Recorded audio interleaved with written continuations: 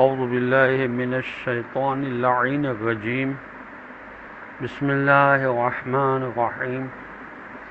ام تسألهم خرجا فخراج ربک خیر وهو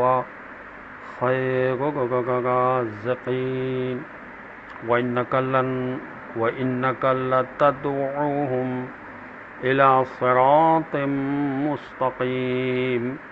وإن الذين لا يؤمنون بالآخرة عن الصراط لناكبون اللهم صل على محمد وآل محمد وعجل فرجهم السلام علیکم ورحمۃ اللہ وبرکاتہ۔ اللہ تبارک و تعالیٰ کا شکر ہے کہ میں نے سورہ مومنون جو قرآن مجید کا 23 نمبر کا سورہ ہے اس کی 3 آیات کی تلاوت کا شرف حاصل کیا، جن کے نشانات ہیں 72، 73 اور 74۔ آیت نمبر 72 کا ترجمہ یہ ہے، کیا آپ ان سے کوئی خراج مانگتے ہیں؟ ہرگز نہیں، کیونکہ آپ کے رب کا دیا ہوا سب سے بہتر ہے اور وہی بہترین رازق ہے۔ آیت نمبر 73 کا ترجمہ یہ ہے، اور آپ تو انہیں یقیناً صراط مستقیم کی دعوت دیتے ہیں۔ اور آیت نمبر 74 کا ترجمہ یہ ہے، اور جو لوگ آخرت پر ایمان نہیں رکھتے یقیناً وہ راستے سے منحرف ہو جاتے ہیں۔ تمام انبیاء علیہ السلام کی حقانیت کی ایک دلیل یہ ہے کہ وہ اپنی دعوت میں بے لوث ہوتے ہیں، خصوصاً رسالت مآب صلی اللہ علیہ وسلم کی دعوت کا بے غرض ہونا تو نہایت واضح ہے کہ اپنی رسالت سے پہلے اچھی خاصی تجارت چل رہی تھی، اپنی قوم میں امین و محترم تھے۔ اب غربت کے علاوہ پورا معاشرہ جانی دشمن ہے، اپنی قوم میں امن سے زندگی گزار رہے تھے، اب ایسی بات لے کر اٹھے ہیں جو پوری قوم کی سرداری کے لیے ایک کھلا چیلنج ہے۔ خود غرض انسان تو اس چیز کو اٹھاتے ہیں جس میں قوم کی ہمدردی اور حمایت نہ ہو۔ فخراج ربک خیر، ان مسکینوں کے پاس رکھا بھی کیا ہے کہ آپ ان سے کسی قسم کے مادی توقع رکھیں؟ آسمانوں و زمین کے خزانوں کا مالک آپ کا رب ہے۔ وَإِنَّكَ لَتَدْعُوهُمْ، بس آپ ان کو راہ راست کی طرف بے غرض ہو کر بلاتے ہیں۔ آپ کی غرض و غایت و مفاد اگر ہے تو وہ ان کی راہ راست کی طرف ہدایت میں ہے۔ وَإِنَّ الَّذِينَ لَا يُؤْمِنُونَ، جو لوگ آپ کی دعوت پر ایمان نہیں لاتے وہ آپ کو کوئی نقصان نہیں پہنچا رہے ہیں، وہ خود راہ راست سے منحرف ہو کر اپنے آپ کو کھائی کی طرف لے جا رہے ہیں۔ راہ راست کی طرف بلانے والوں کو اللہ کی طرف سے انعام و اکرام ملتا ہے، ان لوگوں سے کچھ نہیں ملتا۔ ہماری گفتگو تعظیم جائز کے سلسلے میں ہو رہی ہے۔ سورہ مبارکہ حج کی آیت نمبر 32 میں ارشاد رب العزت ہے، وَمَن يُعَظِّمْ شَعَائِرَ اللَّهِ فَإِنَّهَا مِن تَقْوَى الْقُلُوبِ، اور جس شخص نے اللہ تعالیٰ کی نشانیوں کی تعظیم کی تو کچھ شک نہیں کہ یہ بھی دلوں کی پرہیزگاری سے حاصل ہوتا ہے۔ اسحاق بن عمار کہتے ہیں کہ میں نے حضرت امام جعفر صادق علیہ السلام کی خدمت میں عرض کیا کہ جو شخص کسی کی تعظیم کے لیے اپنی جگہ سے اٹھ کھڑا ہو اس کے بارے میں آپ کیا فرماتے ہیں؟ تو امام علیہ السلام نے فرمایا مکروہ ہے، البتہ دیندار شخص کے لیے کھڑا ہونا مکروہ نہیں ہے۔ اپنے والد اور استاد کی تعظیم کے لیے کھڑے ہو جایا کرو، خواہ تم حکمران بھی ہو، یہ حضرت علی علیہ السلام کا ارشاد گرامی ہے۔ حضرت امام موسیٰ کاظم علیہ السلام فرماتے ہیں کہ عالم کے علم کی وجہ سے اس کی تعظیم کرو اور اس سے لڑائی جھگڑا کرنا چھوڑ دو، جاہل کی جہالت کی وجہ سے تعظیم نہ کرو، لیکن اسے اپنے سے دور نہ کرو بلکہ اس سے اپنے قریب کرو اور اسے تعظیم دو۔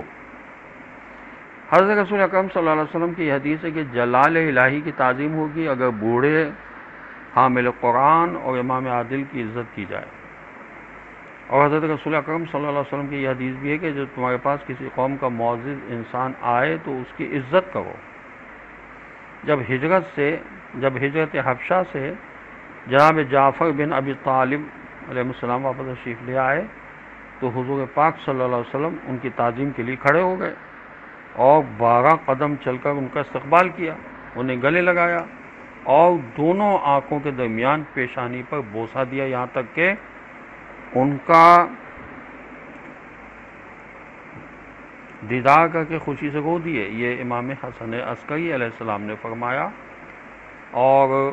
وسائل الشیعہ میں لکھا ہے کہ مسجد میں ایک شخص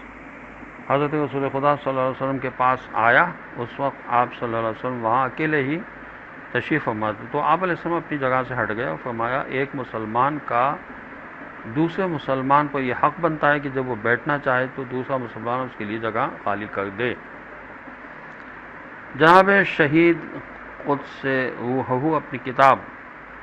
قواعد میں فرماتے ہیں کہ زمانے کے رواج کے مطابق مومن کی تعظیم جائز ہے، اگرچہ سلف صالحین سے یہ بات نقل نہیں ہوئی، البتہ اس پر عمومی دلالت موجود ہے، جیسے کہ اللہ تعالیٰ فرماتا ہے جس شخص نے اللہ تعالیٰ کی نشانیوں کی تعظیم کی تو کچھ نہیں کیے، تو کچھ شک نہیں کہ یہ بھی دلوں کی پرہیزگاری سے حاصل ہوتی ہے۔ سورہ حج کی آیت نمبر 32 اور 30۔ اور جو شخص اللہ تعالیٰ کی محترم چیز کی تعظیم کرے گا تو یہ اس کے پروردگار کے یہاں اس کے حق میں بہتر ہوگا۔ اسی طرح حضرت صلی اللہ علیہ وسلم کا فرمان کہ آپس میں دشمنی نہ رکھو، حسد نہ کرو، پیٹ نہ پھیرا کرو اور قطع تعلق نہ کرو، بلکہ اللہ کے بندے اور بھائی بھائی بن کر رہو۔ اس لیے مومن کے لیے کھڑا ہونا اور جھک کر اس کی تعظیم کرنا جائز ہوگا، بلکہ بعض اوقات تو واجب ہو جائے گا جب اس کے ترک کرنے سے باہمی بغض، قطع تعلقی اور مومن کی توہین کا پہلو نکلتا ہو۔ یہ بات بالکل صحیح ہے کہ حضرت رسول پاک صلی اللہ علیہ وسلم جناب فاطمہ زہرا سلام اللہ علیہا کے لیے کھڑے ہو جایا کرتے تھے، اور جب حضرت جعفر طیار حبشہ سے واپس آئے تو حضور صلی اللہ علیہ وسلم ان کے لیے بھی کھڑے ہوئے تھے اور خدا سے فرمایا تھا اپنے سردار کی تعظیم کے لیے کھڑے ہو جاؤ، اور انصار سے فرمایا تھا، معاف کیجیے گا، اپنے سردار کی تعظیم کے لیے کھڑے ہو جاؤ۔ اگر آپ یہ کہیں کہ حضرت صلی اللہ علیہ وسلم نے تو یہ بھی فرمایا ہے کہ جس شخص کو یہ بات پسند ہوتی ہے کہ لوگ اس کے لیے کھڑے ہو کر تعظیم کریں تو اسے اپنا ٹھکانہ جہنم میں سمجھنا چاہیے، اور یہ بھی منقول ہے کہ حضرت صلی اللہ علیہ وسلم اس بات کو پسند نہیں فرماتے تھے کہ کوئی ان کے لیے کھڑا ہو، چنانچہ آپ صلی اللہ علیہ وسلم جب بھی تشریف لاتے تو کوئی شخص آپ کی تعظیم کے لیے کھڑا نہیں ہوتا تھا، اس لیے کہ آپ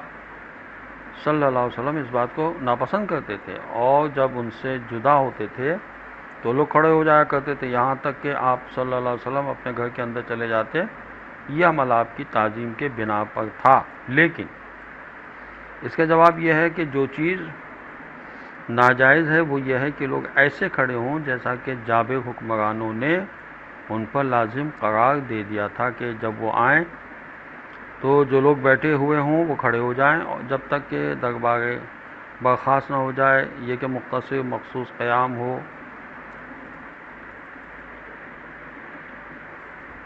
تو یہ ہم تسلیم کرتے ہیں، لیکن حضرت صلی اللہ علیہ وسلم کا فرمان ان لوگوں پر محمول کیا جائے گا جو تکبر اور لوگوں پر برتری جتانے کے لیے ایسا چاہتے ہیں۔ جو ان کی بات نہیں مانتا اور تعظیم کے لیے کھڑا نہیں ہوتا اسے سزا دیتے ہیں، مگر جو لوگ ان کا احترام اور تعظیم اپنی ذاتی توہین اور ضرر سے بچنے کے لیے کرتے ہیں، ان پر ایسا کرنے میں کوئی حرج نہیں ہے، کیونکہ نقصان اور ضرر سے اپنے آپ کو بچانا واجب ہے۔ رہی یہ بات کہ خود حضرت صلی اللہ علیہ وسلم اپنے لیے کھڑا ہونے کو پسند نہیں فرماتے تھے، تو اس کی وجہ یہ کہ حضور صلی اللہ علیہ وسلم خدا عالم کے لیے انکساری کا اظہار فرماتے تھے اور اپنے اصحاب کو زحمت و سختی میں نہیں ڈالنا چاہتے تھے۔ اسی طرح مومن کو بھی چاہیے کہ وہ اس کو پسند نہ کرے، بلکہ جب اس کا نفس اس بات کی طرف مائل ہونے لگے تو اس کا مواخذہ کرے اور اسے ترک کرنے کا عادی بنائے۔ والسلام علیکم ورحمۃ اللہ وبرکاتہ۔